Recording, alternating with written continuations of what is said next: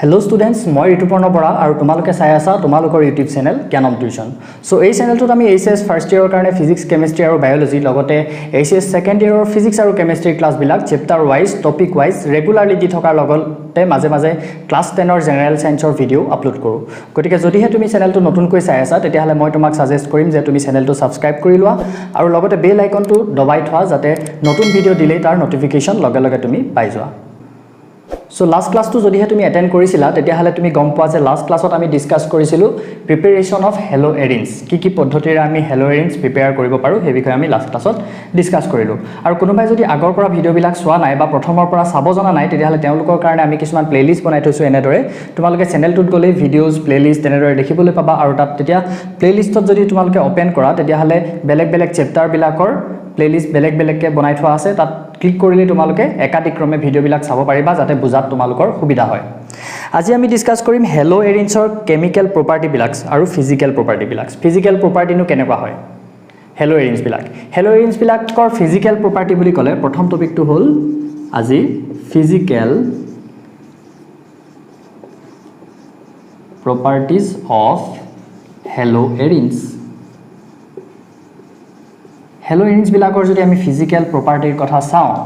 তেতিয়া হলে দেখিম এক নম্বৰতে ইহতি কালাৰলেস হয়। কালাৰলেস সলিডো হ'ব পাৰে মানে গোটা পদাৰ্থ হ'ব পাৰে, কালাৰলেস সলিড হ'ব পাৰে, কালাৰলেস লিকুইডো হ'ব পাৰে অৰ বুলি লিখিছা নোট যদি কৰিছা colourless solid or colourless liquid with characteristic odor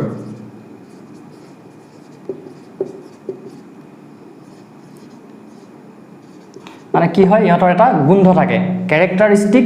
scent এটা থাকিব ইহতৰ আমি scent পালে গম পাম যে এটো কি হয় গম পাইছা নে characteristic aroma এটা থাকে যেনেকৈ আমি গোলাপ ফুলটো এটা গোলাপ ফুল বুলি আমি গম পাও না পাও চকু বান্ধিও যদি আমাক গুন্ধিবলৈ দিয়ে আমি গোলাপ ফুলটো গোলাপ ফুল বুলি গম পাই যাও চকু বান্ধিও যদি আমাক থৈ দিয়ে ওচৰত মাংস বনালে আমি গম পাও না পাও কাবা ঘৰ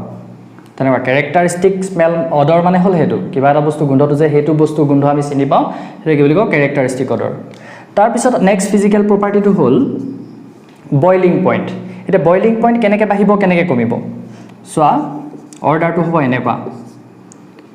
এৰাইল আয়োডাইড বিলাকৰ আটাইতকৈ বেছি হ'ব তাৰ পিছতে এৰাইল ব্ৰোমাইডৰ হ'ব এৰাইল ক্লোৰাইডৰ হ'ব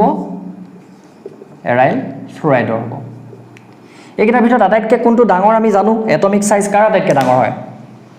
আয়োডাইডৰ আটাইতকৈ ডাঙৰ হয় আয়োডিনৰ আটাইতকৈ ডাঙৰ হয় এটমিক সাইজটো তাৰমানে এটো কিহৰ ওপৰত ডিপেন্ড কৰিছে এটো মাছৰ ওপৰত ডিপেন্ড কৰিছে কম্পাউণ্ডটোৰ মাছৰ ওপৰত। এতিয়া ধৰি ললো যেনিবা এই এৰাইল ৰিংটো একেটাই লাগি আছে সবৰে ক্ষেত্ৰত এই গোটেই গিটা ক্ষেত্ৰতে এৰাইলটো একেটাই আছে এই এৰোমেটিক ৰিংটো একেটাই আছে বেনজিনৰ লগত এবাৰ আয়োডিন লাগিছে এবাৰ ব্ৰোমিন লাগিছে এবাৰ ক্লোৰিন লাগিছে এবাৰ ফ্লোৰিন লাগিছে তেলে কোনটোৰ মাছ বেছি হ'ব আয়োডিন থকাটোৰ মাছ বেছি হ'ব হয়নে কাৰণ আয়োডিনৰ এটমটো ডাঙৰ হয় সাইজত কি হয় atomic size increases from top to bottom in the periodic table we know that হয়নে গতিকে ইয়াৰ সাইজটো ডাঙৰ হ'ব হেতু কাৰণে কি হ'ব ইয়াৰ বয়লিং পইণ্টটো বেছি হ'ব আৰু এৰাইল ফ্লোৰাইড বিলাকৰ বয়লিং পইণ্ট আটাইতকৈ কম হ'ব। নেক্সট মেল্টিং পইণ্টৰ কথা যদি চাও আমি যিবিলাক পেৰা আইসোমাৰ থাকিব পেৰা আইসোমাৰ মানে কোনবিলাক আকৌ এটা বস্তুকে আঁকিবলগীয়া হ'ল এনেই মোহাইলো তো এইটোৱে যেনিবা সাপোজ এফালে আয়োডিন এটা লাগি আছে এফালে যেনিবা CH3 এটা লাগি আছে এটা যেনিবা ইয়াত আয়োডিনটো লাগি আছে CH3 টো ইয়াত লাগি আছে এটা যেনিবা এনেকে আছে আয়োডিনটো ইয়াত লাগি আছে আৰু CH3 টো ইয়াত লাগি আছে তেতিয়া ইহতৰ মাজত যেনিবা আমাক এতিয়া মেল্টিং পইণ্টৰ ডিক্ৰিজিং অৰ ইনক্ৰিজিং অৰ্ডাৰত সজাবলৈ ক'লে তেতিয়া ইয়াত আটাইতকৈ মেল্টিং পইণ্ট কাৰ বেছি হ'ব ইয়াৰ মেল্টিং পইণ্ট আটাইতকৈ বেছি হ'ব আৰু ইয়াৰ আটাইতকৈ কম হ'ব আৰু এইবিলাকৰ ক্ষেত্ৰত আমি সিমেট্ৰিটো চাব লাগিব এটা সিমেট্ৰি সাকে কি বস্তু তোমালোকে বুজি পোৱা নাই এটা মই যেনিবা এনেকে থিয় হৈ দিলো এনেকে থিয় হৈ দিলে যদি মু মাজে মাজে কিবা এডাল তোমালোকে টানি দিয়া তেতিয়াহলে কি হ'ব দুইটা সাইড একে হয় নে নহয় এনেকে যিমানে দুইটা সাইড যিমান বেছি একে হয় হেতুকে বেছি সিমেট্ৰিক বুলি কয় আৰু হে তেনেকুৱা গুণাগুণটোকে কি বুলি কোৱা হয় সিমেট্ৰিক্যাল বুলি কোৱা হয় এটা এইগিটা যদি সোৱা আমি এটো কি হয় ইয়াত সিমেট্ৰিটো বেছি আছে ইয়াত সিমেট্ৰিটো তাতকৈ অলপ কম আছে ইয়াত আৰু কম আছে হয়নে যিবিলাক কম্পাউণ্ড বেছি সিমেট্ৰিকেল হয় সিহঁতৰ কি হ'ব এই বইলিং পইণ্টটো সৰি মেল্টিং পইণ্টটো কি হ'ব বেছি হ'ব আৰু যাৰ সিমেট্ৰিটো কম সিহঁতৰ মেল্টিং পইণ্টটো কম হ'ব এইটো কি কৰিলোঁ আমি সেকেণ্ডটো আমি ডিসকাস কৰিলোঁ বইলিং পইণ্ট উত্তলাংক আৰু এইটো কি হ'ল মেল্টিং পইণ্ট সো এইকেইটা হ'ল ফিজিক্যাল প্ৰপাৰ্টি মেইন মনত ৰাখিবলগীয়া কি হয় ইহঁতি কালাৰলেছ হয় কালাৰলেছ সলিড হ'ব পাৰে লিকুইড হ'ব পাৰে লগতে কি থাকে ইহঁতৰ এটা ক্যাৰেক্টাৰিষ্টিক অৰ্ডাৰ থাকে আৰু বইলিং পইণ্টৰ ক্ষেত্ৰত কি হয় যাৰ মাছ বেছি হ'ব তাৰ বইলিং পইণ্ট বেছি হ'ব এতিয়া যদি একেটা এৰোমেটিক ৰিঙৰ ক্ষেত্ৰত আমি এইকেইটা লগাই চাওঁ আয়োডিন লগাই চাওঁ ব্ৰমিন লগাই চাওঁ ক্লোৰিন লগাই চাওঁ ফ্লোৰিন লগাই চাওঁ তেতিয়াহ'লে যিহেতু আয়োডিনৰ মাছটো বেছি গতিকে কি হ'ব আয়োডিন থকাটোৰ মাছ বেছি হ'ব আৰু তাৰ কি হ'ব বইলিং পইণ্ট বেছি হ'ব মেল্টিং পইণ্টৰ ক্ষেত্ৰত আমি চালোঁ সিমেট্ৰি হৈ গ'ল ক্লিয়াৰ সো নেক্সট আমি আজি পঢ়িবলগীয়া টপিকটো হ'ল এই এৰাইল হেলাইডবিলাকৰ chemical property next chemical properties of halo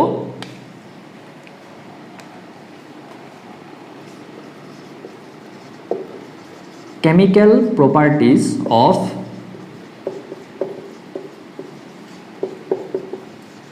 halo arrays next আমি chemical properties of halo arrays তা মানে ultimately chemical properties হোৱা মানে আমি কি বুজি পাম কি কি ৰিঅ্যাকশনত নু ই ভাগ লয় কেনেকুৱা ধৰণে ভাগ লয় হেবিলাক ডিসকাস কৰাটোকে আমি কি বুলি কওঁ কিবা এটা বস্তু কেমিক্যাল প্ৰপাৰ্টি ষ্টাডি কৰা বুলি কওঁ সো প্ৰথমতে চাম আমি নিউক্লিওফিলিক সাবস্টিটিউশন ৰিঅ্যাকশন ই কৰে নে নকৰে কেনেকৈ কৰে নিউক্লিওফিলিক সাবস্টিটিউশন ৰিঅ্যাকশন এটা কথাটো হ'ল কি যিবিলাক হেলো এৰিনছ থাকে ইহঁতৰ নিউক্লিওফিলিক সাবস্টিটিউশনৰ প্ৰতি নিউক্লিওফিলিক সাবস্টিটিউশন ৰিঅ্যাকশনৰ প্ৰতি আসক্তিটো কম হয় গম পাইছানে এটি স্লো হয় বা এটি কি হয় লো ৰিঅ্যাক্টিভ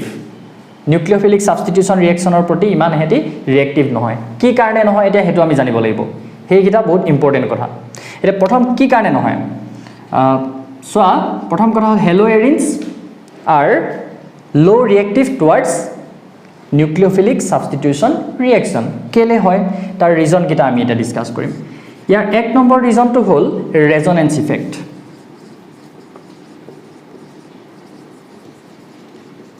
ৰেজোনেন্স ইফেক্ট এটা আমি ৰেজোনেন্স ইফেক্ট চাওঁতে যদি আমি ক্লোৰোবেনজিনটোৱে যদি ৰেজোনেন্স ইফেক্ট এটা চাওঁ আমি কেনেকুৱা হ'ব চাও ইয়াত থাকিলে ইলেক্ট্ৰন ৰিচ হৈ আছে সাতটা ইলেক্ট্ৰন থাকে গম পাওঁ আমি ভ্যালেন্স সেলত তাৰে এটা ইলেক্ট্ৰনে ইয়াৰ লগত বন্ড ফৰ্ম কৰিলে এই ইলেক্ট্ৰন ৰিচ হৈ আছে ইয়ালে এটা ইলেক্ট্ৰনটো এনেকৈ মুভ হৈ গ'ল ইয়ালে ইলেক্ট্ৰন মুভ হৈ যোৱাৰ লগে লগে এই কাৰ্বনটোত ইলেক্ট্ৰন ডেন্সিটি বাঢ়ি গ'ল ইলেক্ট্ৰন ডেন্সিটি বাঢ়ি যোৱাৰ কাৰণে এই কাৰ্বনটো পা এই বন্ডালৰ পৰা কি কৰিলে ইলেক্ট্ৰন পেয়াৰ এটা কলৈ মুভ কৰিলে এই চুকটোলে এটা নেক্সট ষ্ট্ৰাকচাৰটো কেনেকুৱা হ'ব ইয়াৰ পৰা পাবলগীয়া আমি চোৱা নেক্সট ষ্ট্ৰাকচাৰটো কেনেকুৱা হ'ব সিম্পলি কি হল এই বন্ডালৰ ইলেক্ট্ৰন কেইটা ইয়ালে গুছি আহিলে ইয়াত নেগেটিভ চাৰ্জ এটা আহিলে ইয়াতটো ডাবল বন্ডাল আহি গ'ল দুটা ইলেক্ট্ৰন ইয়ালে গুছি আহিলে ক্লোৰিনৰ সো ইয়াত এনেকুৱা হলি হলে তাৰ পিছত নেক্সট কি হ'ব পাৰে আৰু এই কিতাপটো একো চেঞ্জ হোৱা নাই তো এনেকৈ থাকিলে হল এনেকৈ থাকিলে নেক্সট কি হ'ব এই লোন পেয়াৰটো এই বন্ডাললৈ সোমাই দিব এই বন্ডাললৈ সোমাই দিয়াৰ লগে লগে কি হ'ব এই কাৰ্বনটোত ইলেক্ট্ৰন ডেন্সিটি বাঢ়ি যাব এই বন্ডালত এই কাৰ্বনটোত গতিকে কি হ'ব এই বন্ডাল আকৌ এই কাৰ্বনটোলৈ গুছি যাব গলে নেক্সট ষ্ট্ৰাকচাৰটো আমি কেনেকুৱা পাম ষ্ট্ৰাকচাৰবোৰ সৰু ডাঙৰ হ'ব পাৰে তোমালোকে ভালকৈ আঁকিবা সো এইটো এনেকুৱা হ'ল নেক্সট কি হ'ল এই ইলেক্ট্ৰন কিটা এই বন্ডাললৈ আহিলে দুটা ইলেক্ট্ৰন আহিলে মানে কি হ'ল এটা নতুন বন্ড আহিলে আৰু এই বন্ডালৰ ইলেক্ট্ৰন কিটা ইয়ালে গ'ল তাৰ মানে ইয়াত আকৌ কি হ'ব দুটা ইলেক্ট্ৰন আহিলে এটা লোন পেয়াৰ আহিলে তাৰ মানে ইয়াত একো চেঞ্জ হোৱা নাই এটো এনেকৈ থাকিলে নেক্সট এই ইলেক্ট্ৰন কিটা আকৌ এই বন্ডাললৈ সোমালে এই বন্ডাললৈ সোমালত এই কাৰ্বনটোত ইলেক্ট্ৰন ডেন্সিটি বাঢ়ি গ'ল এই ইয়ালে গুছি গ'ল তো নেক্সট ষ্ট্ৰাকচাৰটো কি হ'ব নেক্সট ষ্ট্ৰাকচাৰটো কেনেকুৱা হ'ব ইয়াত আহিলে ইলেক্ট্ৰন কিটা বাকি একে থাকিব ইয়ালে বন্ডাল নতুনকৈ আহিলে ইয়ালে আহিলে এইখিনি একে আছে নেক্সট কি হ'ব যদি এই ইলেক্ট্ৰন কিটা আকৌ ইয়ালে সোমাই যাব তেতিয়াহলে কি হ'ব ক্লোৰিনটোৱে আগৰ নিচিনাকৈ ই ঘূৰি গুছি যাব এটো ক্লোৰিন টু ক্লোৰিন হৈ গ'ল ছটা ইলেক্ট্ৰন থাকিলে আকৌ আগৰ নিচিনা হৈ গ'ল আগৰ নিচিনা হৈ গ'ল খালি কি হ'ল মাত্ৰ বন্ডাল এফালৰ বন্ডাল সিফালে গুচি গ'ল ষ্ট্ৰাকচাৰটো অকমান সালসলনি হ'ল মানে আলটিমেটলি একেটাই হৈ গ'লগে অকমান তললে কৰি দিছো তোমালোকে দেখা নাই চাগে সো এনেকুৱা হৈ গ'ল কেছটো তাৰমানে আলটিমেটলি কি দেখিলো এই ৰেজোনেন্স ইফেক্টৰ কাৰণে কি হ'ল ই পাৰ্শিয়াল কি হ'ল পাৰ্শিয়ালি ই ডাবল বন্ডৰ নিচিনা ক্যাৰেক্টাৰ দেখায় এই ক্লোৰিন আৰু কাৰ্বনৰ মাজৰ যিডাল বন্ড ক্লোৰিন বুলিয়ে নহয় এই হেলোজেন এটমটোৰ আৰু এই এৰোমেটিক ৰিংটোৰ মাজৰ যিডাল বন্ড হে বন্ডালে কি দেখায় ডাবল বন্ড ক্যাৰেক্টাৰ দেখায় হয়নে আৰু কি হয় এই কাৰ্বনটো sp2 হাইব্ৰিডাইজ কাৰ্বন হয় যিটো কাৰ্বনৰ লগত হেলোজেনটো লাগি আছে ইভাগেও চোৱা তুমি যদি ভালকে চোৱা এই কাৰ্বনটো কি হয় sp2 হাইব্ৰিডাইজ কাৰ্বন sp2 হাইব্ৰিডাইজ কাৰ্বন বুলি আমি কাক কওঁ যিটো কাৰ্বন ডাইৰেক্টলি ডাবল বন্ডৰ লগত এটাচড হৈ থাকে তাক আমি sp2 হাইব্ৰিডাইজ কাৰ্বন এটম বুলি কওঁ আৰু sp2 হাইব্ৰিডাইজ কাৰ্বন এটম হলে কি হয় গ্ৰেটাৰ s ক্যাৰেক্টাৰ থাকে আৰু গ্ৰেটাৰ x ক্যাৰেক্টাৰ থকা মানে কি হয় ইহতি বেছি ইলেক্ট্ৰনিগেটিভ হয় বেছি ইলেক্ট্ৰনিগেটিভ মানে কি ইলেক্ট্ৰন বিলাকক নিজৰ ফালে বেছিকে পুল কৰি থাকে তাৰ মানে এই ক্লোৰিনটোৰ ইলেক্ট্ৰন বিলাকক নিজৰ ফালে ইহতি পুল কৰি থাকে তো নিজৰ ফালে যদি পুল কৰি থাকে এটো দেখিছাই ৰেজোনেন্সত কি হৈছে নিজৰ ফালে পুল কৰি থকা কাৰণে এনেকুৱা ৰেজোনেন্স ষ্ট্ৰাকচাৰ এটা আমি পাইছো হয় নহয় এটা নিজৰ ফালে যদি পুল কৰিয়ে থাকে তেতিয়া হলে ক্লোৰিনটো সহজে এৰি দিব পাৰিব জানো নোৱাৰে ক্লোৰিনটোক যদি সহজে এৰি নিদিয়ে তেতিয়া হলে সাবস্টিটিউশন কেনেকৈ হ'ব সাবস্টিটিউশন ৰিঅ্যাকশনত হয় কি হেলোজেনটো আতৰি যায় হয়নে হেলোজেনটো আতৰি যায় হেলোজেনটোৰ জায়গাত যেটো নতুন আমি নিউক্লিওফাইল দিও এই নিউক্লিওফাইলটো আহি লাগি যায় তাকেটো আমি নিউক্লিওফিলিক সাবস্টিটিউশন ৰিঅ্যাকশন বুলি কওঁ এটা যদি ই আতৰিয়ে যাব নোৱাৰে তেতিয়া হলে নিউক্লিওফিলিক সাবস্টিটিউশন তাত পসিবল হ'ব জানো নহয় গতিকে আকৌ এবাৰ মই কথাটো কৈ দিছো কি হয় এৰোমেটিক ৰিং বিলাকত লাগি থকা বা এই এৰাইল হেলাইড বিলাকৰ ক্ষেত্ৰত এৰাইল হেলাইডক আমি আৰু কি বুলি কওঁ হেলো এৰিনছ বিলাকৰ ক্ষেত্ৰত কি হয় হেলোজেন এটমটো sp2 হাইব্ৰিডাইজ কাৰ্বন এটম এটাৰ লগত লাগি থাকে তাৰ উপৰি ইহতি কি দেখুৱায় ৰেজোনেন্স ষ্ট্ৰাকচাৰ দেখুৱায় আৰু হেতু কাৰণে কি হয় এই কাৰ্বনটোৰ ইলেক্ট্ৰনিগেটিভিটি বেছি হোৱাৰ কাৰণে বা এই ডাবল বন্ড ক্যাৰেক্টাৰটোৰ কাৰণে কি হয় এই ক্লোৰিনটো বা এই হেলোজেন এটমটো আতৰি যাব নোৱাৰে আৰু হেলোজেন এটমটো যেহেতু আতৰি যাব নোৱাৰে হেকাৰণে সাবস্টিটিউশন ৰিঅ্যাকশন তাত হ'ব নোৱাৰে সো এক নম্বৰ ৰিজনটো হ'ল হেতুই ৰেজোনেন্স ইফেক্ট প্ৰথম আমি ৰেজোনেন্স ইফেক্ট এটা অকল ৰেজোনেন্স ইফেক্টৰ কথা ক'লে হ'ল এস ক্যাৰেক্টাৰৰ কথা আমি পিছত আহিছো বাৰু কিন্তু ইয়াতো আছে এস ক্যাৰেক্টাৰ চাবলৈ গ'লে এটো sp2 হাইব্ৰিডাইজ কাৰণ হয় কাৰ্বনটো হ'ল নেক্সট আমি চাও ডিফাৰেন্স প্ৰথম ৰিজনটো পালো আমি হেতু ৰেজোনেন্স নেক্সট বি হ'ল কি difference in the hybridization of carbon atom হেতুই এতিয়া যে ডিসকাস কৰিলো কথাটো হেতুকে মানে আকৌ ছবিটো না আকৌ আৰু ইয়াত কি হয় এই যিবিলাক এৰোমেটিক ৰিং থাকে এৰোমেটিক ৰিং বিলাকৰ এই যত হেলোজেনটো লাগি থাকে সেই কাৰ্বনটো কি হৈ থাকে sp2 হাইব্ৰিডাইজ হৈ থাকে আৰু হেলো এলকেন বিলাকত যিবিলাক কাৰ্বন এটম থাকে হিয়তৰ কি হয় হাইব্ৰিডাইজেশনটো sp3 হয় এটা sp2 বিলাকৰ s ক্যাৰেক্টাৰটো বেছি থাকে গমছানে আৰু s ক্যাৰেক্টাৰটো বেছি থকা মানে কি হয় হিয়তৰ ইলেক্ট্ৰনিগেটিভিটি বেছি হয় এটা ইলেক্ট্ৰনিগেটিভিটি বেছি মানে ইলেক্ট্ৰনিগেটিভিটি মানে কি the tendency of attracting electron towards itself যিকোনো এটা এটমে নিজৰ ফালে ইলেক্ট্ৰন বিলাক যিমান জোৰকে টানি থাকিব পাৰে তাকে আমি কি বুলি কওঁ বেছি ইলেক্ট্ৰনিগেটিভ বুলি কওঁ সো ইয়াত ইলেক্ট্ৰনিগেটিভিটি থাকে ইলেক্ট্ৰনিগেটিভিটি থকা মানে কি হ'ব এই বন্ডালৰ ইলেক্ট্ৰন গিটা কি কাৰ্বনটোৰ ফালে টানি থাকে আৰু টানি থকা মানে কি ই আতৰি যাব পাৰিব জানো নোৱাৰে এফালে আতৰি যোৱাৰ হলনি কি কৰে ৰেজোনেন্সে দেখুৱায় এনেকেহে হয় মানে যেটো আমি এই আগৰ ৰিজনটো যেটো বস্তু ডিসকাস কৰিলো সো এটো এটা ৰিজন যেটো কাৰণে হেলো এৰিনছ বিলাকে নিউক্লিওফিলিক সাবস্টিটিউশন ৰিঅ্যাকশন দেখুৱাব নোৱাৰে তাৰ উপৰি কি হয় ইনষ্টেবিলিটি অফ ফিনাইল কেটায়ন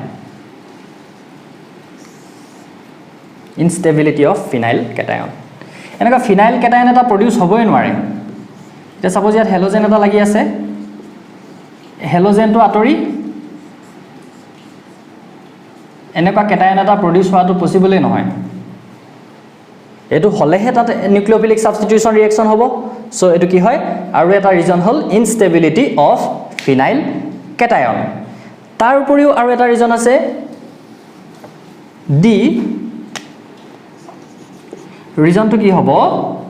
এই ৰিজনটো চোৱা এটা এনেকুৱা ৰিং এটা তাত হেলোজেনটো লাগি আছে ইয়াত নিউক্লিওফাইলটোৱে আহি কোড এটেক কৰিব লাগিব এই কাৰ্বনটোত এটেক কৰো বুলি ভাবিলেও কি হৈ আছে এই কাৰ্বনটো অলৰেডি ইলেক্ট্ৰন ৰিচ হৈ আছে ডাবল বন্ড আছে বা এনেকুৱা এৰিন ৰিং এটা কি হয় ই অলৰেডি ইলেক্ট্ৰন ৰিচ হয়নে এটা আগতে কি হৈছিল কাৰ্বকেটায়ন এটাত গৈ সেই নিউক্লিওফাইলটোৱে এটেক কৰিছিলে কাৰণ কাৰ্বকেটায়নটো কি হয়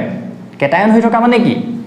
ইলেক্ট্ৰন ডেফিচিয়েন্ট হৈ থাকে কিন্তু এইটা এৰোমেটিক ৰিং বিলাকৰ ক্ষেত্ৰত এই কাৰ্বনটো কি হৈ আছে অলৰেডি ইহত কি হয় ৰিংটো ইলেক্ট্ৰন ৰিচ হয় হেতু কাৰণে কি হয় ইয়াত আহি এটা নিউক্লিওফাইলে এটেক কৰিব নোৱাৰে পসিবল নহয় হয়নে এইকেটা ৰিজন চাৰিটা ৰিজন যেটো কাৰণে কি হয়